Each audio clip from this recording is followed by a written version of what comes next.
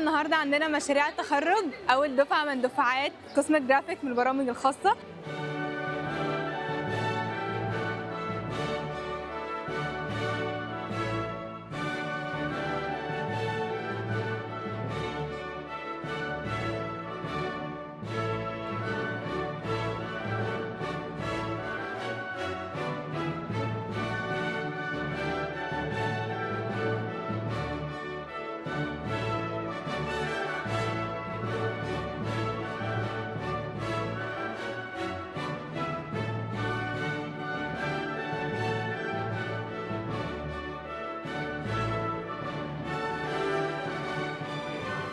مطعم الحبايب هو كان مشروع تخرجي.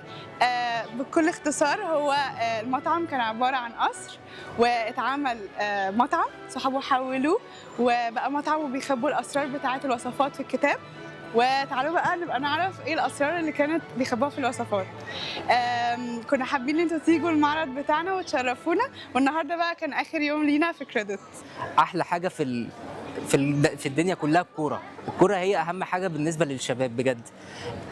ازاي ان احنا ما يكونش عندنا حاجات مهمه جدا زي كروت للعيبه زي ما فيفا بتعمل بره للاساطير بتاعها. من هنا بقى جت الفكره ان احنا نعمل كروت للعيبه تكون مقسمه من ناحيتين. كروت متقسمه ثلاث حاجات. اول حاجه بتبقى الكارد نفسه مش موقع خالص، وده بيبقى الستاندر العادي. تاني كارد هيبقى مرقم عادي. تالت كارد هيبقى ايه؟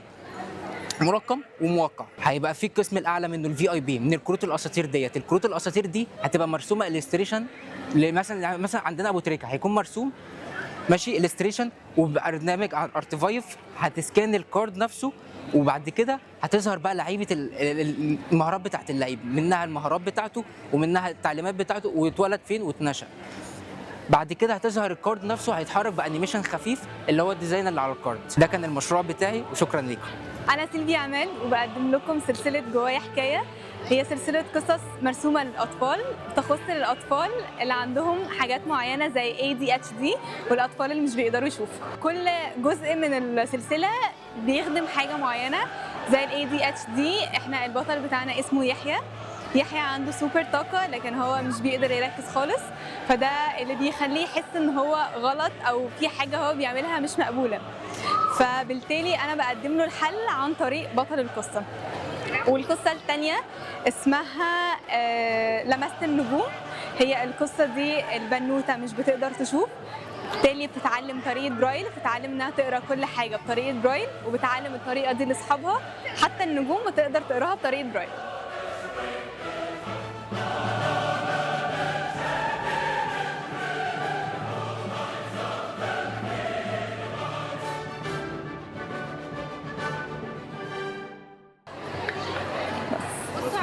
عايز بقى تعملوا باي كاميرا مع السلامه. باي.